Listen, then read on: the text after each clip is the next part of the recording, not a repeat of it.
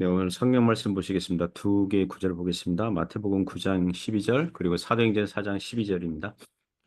마태복음 9장 12절 말씀 읽겠습니다. 예수께서 들으시고 이르시되 건강한 자에게는 의사가 쓸데없고 병든 자에게라야 쓸데있느니라. 사도행전 4장 12절입니다. 다른 이로서는 구원을 받을 수 없나니 천하 사람 중에 구원을 받을 만한 다른 이름을 우리에게 주신 일이 없음이라 하였더라. 아멘. 네, 오늘은 하이델베르그 요리문답 세 번째 시간입니다. 가장 중요한 지식, 가장 중요한 지식 이런 제목으로 하나님 말씀 증거하겠습니다. 하이델베르그 요리문답 2번 문답 볼 겁니다. 2번 두 번째 문답 볼 겁니다. 제가 읽겠습니다. 이러한 위로 가운데 복되게 살고 죽기 위해서는 어떤 것들을 알아야 합니까? 답변입니다. 세 가지를 알아야 합니다. 첫째로 나의 죄와 비참함이 얼마나 큰가 하는 것이요. 둘째로 나의 모든 죄와 비참함에서 어떻게 구원을 받는가 하는 것이요. 셋째로 그 구원에 대해서 내가 얼마나 하나님께 감사해야 하는가 하는 것입니다. 자, 세 가지 하려고 그러죠. 그 질문을 좀 더 요약 쉽게 이렇게 줄여보면 그리스도 안에 있는 구원을 얻기 위해서 무엇을 알아야 됩니까? 또는 기독교 구원을 제대로 알려면 어떤 걸 알아야 됩니까? 이런 질문이라고 할 수 있습니다. 오늘 요리 문답은 세 가지를 알아야 된다. 이 세 가지는 그 하이델베르그 전체 목차라고 할 수 있어요. 예, 그 3번부터는 이제 하여튼 이제 그 이후는 이 세 가지 주제에 맞춰서 이제 계속 이게 설명을 할 겁니다. 그러면은 오늘 이 세 가지에 대해서 하나씩 한번 보겠습니다. 첫 번째는 무엇을 알아야 됩니까? 죄와 비참함을 알라고 합니다. 나의 죄와 비참함이 얼마나 큰지, 나의 죄와 비참함이 얼마나 큰지를 알아야 된다. 이 요리문답을 만든 그 자카리우스 우르시누스가 이제 로마서 순서를 따랐다고 하거든요. 그의 해설집에서 설명합니다. 로마서의 순서가 무엇입니까? 전반부는 그리스도의 구원을 말하기 전에 모든 사람이 죄인이었다. 이거를 말하거든요. 즉 사람이 자신이 죄인이고 죄인의 상태가 얼마나 비참한지를 알고 깨닫고 인식하는 것이 먼저다. 그걸 먼저 알아야 된다. 이렇게 말씀하고 있습니다. 마태복음 9장 12절에서 예수께서 이런 말씀하십니다. 예수께서 들으시고 이르시되 건강한 자에게는 의사가 쓸데없고 병든 자에게라야 쓸데있느니라. 예수님의 이 말씀은 당시 예수님께서 세리 마태의 집에서 많은 세리와 죄인들과 식사를 하시고 어, 계시는 사건 속에서 나옵니다. 그 모습을 본 위선자 무리들인 바리새인들이 예수님을 비난합니다. 예수는 왜 세리와 죄인들과 함께 식사합니까? 유대인들에게 함께 식사한다는 것은 매우 가깝게 지낸다는 거잖아요. 그 세리들은 이 세금 징수원, 그 당시 세금 징수원, 이게 세리들은 유대인들로부터 정결하지 않은 사람들의 대표적인 사람들로 취급받았거든요. 세리들은 그 세금 징수하려고 유대인들에게 폭리를 취했고 로마 앞잡이로 활동해서 미움을 받았기도 했거니와 유대 정결법과 상관없이 이 사람 저 사람 만나고 다녔기 때문에 왜냐하면 세금을 이렇게 뜯어내야 되니까 그러니까 정결법상 부정한 사람들이라고 여겼어요. 바리새인들의 이 비난의 의도는 예수님이 거룩한 선지자와 선생 랍비와 같은 분인데 왜 부정한 죄인들과 이 도덕적으로 흠이 많은 죄인들과 어울리십니까? 이런 그 비난인 거죠. 그러자 이제 마태복음 9장 12절은 그런 바리새인들의 질문에 대한 예수님의 답변입니다. 건강한 자에게는 의사가 쓸데없다. 건강한 자에게는 의사가 쓸데없다. 건강한 사람은 병원에 갈 필요 없죠. 그죠? 평소에 병원에 갈 필요 없어요. 의사를 만날 일도 없어요. 몸이 아파야 그제야 병원에 가고 의사를 만나고 진찰을 받아보는 거예요. 이런 비유는 예수님께서 영적인 교훈을 하시기 위해서 사용하시는 것입니다. 여기서 건강한 자는 누구냐 하면 사람이 자기 스스로를 나는 죄가 없어. 나는 의인이야. 나는 괜찮은 사람이야. 이렇게 여기는 사람이에요. 그런 사람은 예수님을 찾지 않아요. 제가 청소년 시절에 교회를 친구 따라서 다녔습니다. 처음 3, 4년간은 회심하지 않은 상태로 다녔었어요. 회심한 이후에 돌이켜보니 왜 그랬을까 보니까 제가 스스로 의인이라고 여겼기 때문에 나는 죄인이 아니라고 여겼기 때문에 나는 지옥 갈 만한 죄를 저지른 사람이 아니라고 여겼기 때문에 예수님께서 십자가에서 나의 죄를 대신해서 죽으셨다는 그 복음의 말씀이 복음이 아니었어요, 저에게는. 도무지 이해가 안 되는 것이었어요. 내가 죄인이 아닌데 왜 죄인을 위해서 죽었다고 그래? 그거거든요. 오늘날 교회를 다니지 않는 사람들은 왜 이유가 무엇입니까? 자신이 죄인이 아니라고 여기기 때문에 교회를 안 다니는 거거든요. 굳이 하나님을 찾아야 할 이유가 없는 거예요. 굳이 예수님을 찾아야 할 이유가 없는 거예요. 그래서 교회를 안 다니는 거예요. 즉, 영적으로 자신이 의인이라고 여기는 건강한 자는 영혼의 의사가 되신 예수님을 필요로 하지 않는 겁니다. 그러면 누가 영혼의 의사 되신 예수님을 필요로 합니까? 병든 자에게라야 쓸데있느니라. 자신이 영적으로 아픈 사람이고 죄인이라고 여기는 사람이 영혼의 의사 되신 예수님을 필요로 하는 것입니다. 요한복음 9장 41절도 이제 비슷한 말씀이죠. 예수께서 이르시되 너희가 맹인이 되었더라면 죄가 없으려니와 본다고 하니 너희 죄가 그대로 있느니라. 이 구절은 예수님께서 태어나면서 맹인된 사람을 고쳐주신 실롬 사건을 배경으로 합니다. 마침 이날이 안식일이었어요. 그래서 바리새인들이 안식일 규정을 들이내미면서 안식일에는 노동하면 안 되잖아요. 그러니까 예수님은 사람을 고치는 행위, 이 노동하는 행위를 했으니까 안식일을 어겼으니 예수님은 죄를 지은 죄인이다 이렇게 몰아붙인 거예요. 이에 예수님께서 이 말씀하신 거거든요. 여기서 맹인은 영적인 맹인이에요. 하나님의 의를 못 봐요. 선을 못 봐요. 선행을 못하는 영적으로 무능력한 자예요. 그래서 자신을 영적인 맹인, 죄인이라고 인정하는 사람은 자신의 죄를 용서하실 수 있는 대속자 예수님을 찾고 구하고 회개하며 나아올 것이니까 죄가 용서받아서 죄가 없게 될 거라는 것입니다.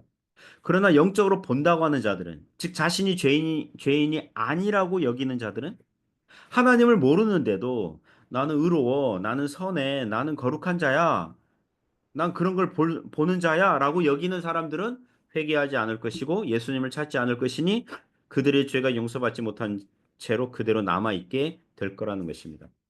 이와 같이 기독교 구원을 알려면 먼저 자신의 죄와 비참함이 얼마나 큰지를 알아야 한다는 것입니다.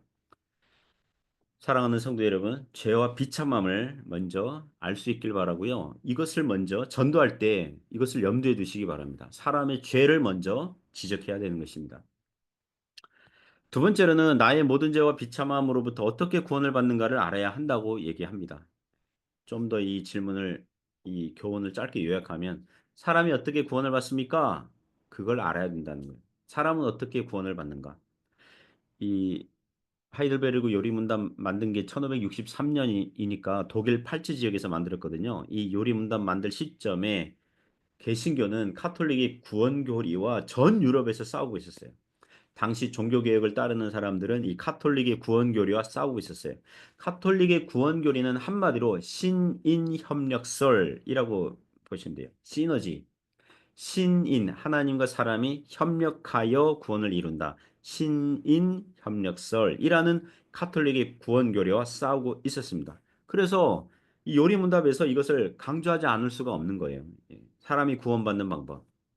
카톨릭의 신인 협력설은 말 그대로 하나님의 은혜 더하기 인간의 행위가 구원의 원인과 조건이 되어야 돼요.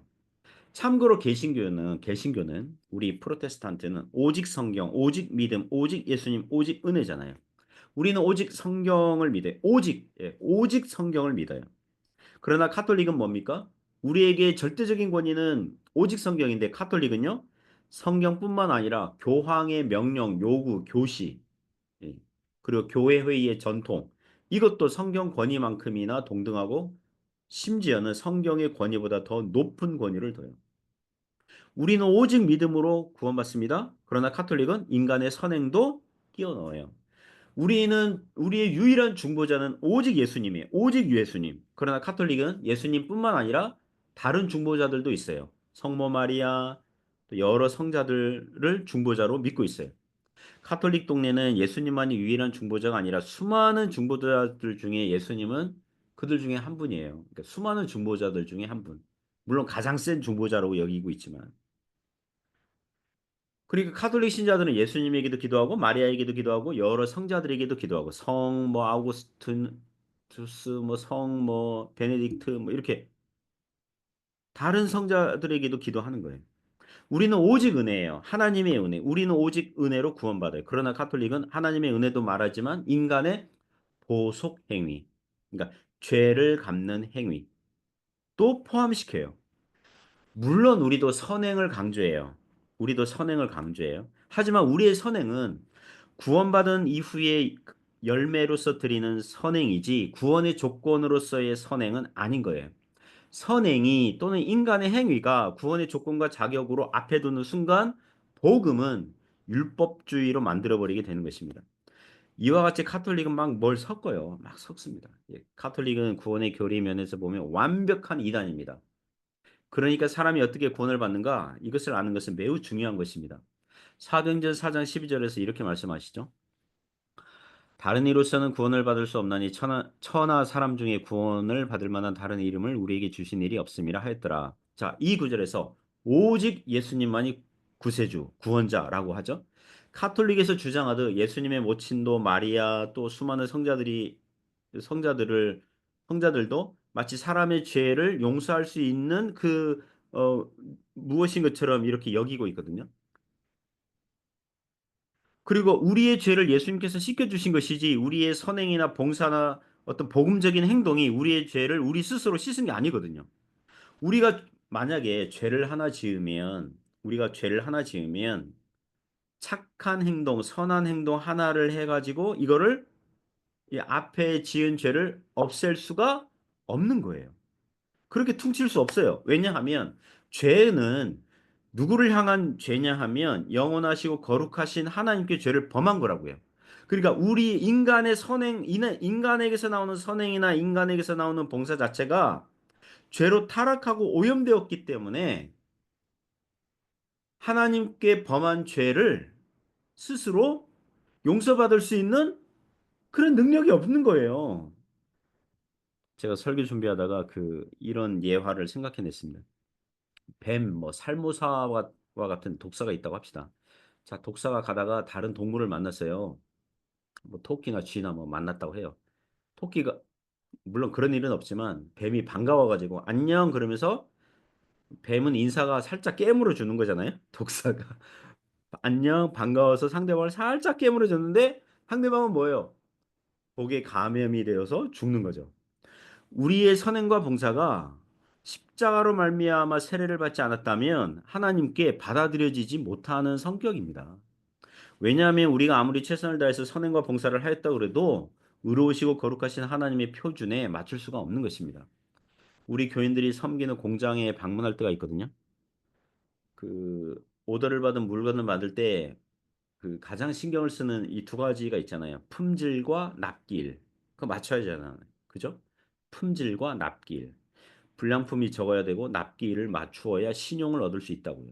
자, 이것을 하나님과 죄인의 관계로 적용을 하면 죄인이 자신의 행위를 아무리 하나님의 기준에 맞추려고 하여도 품질과 납기일을 맞출 수가 있어요, 없어요? 맞출 수 없어요. 맞출 수 없다고요.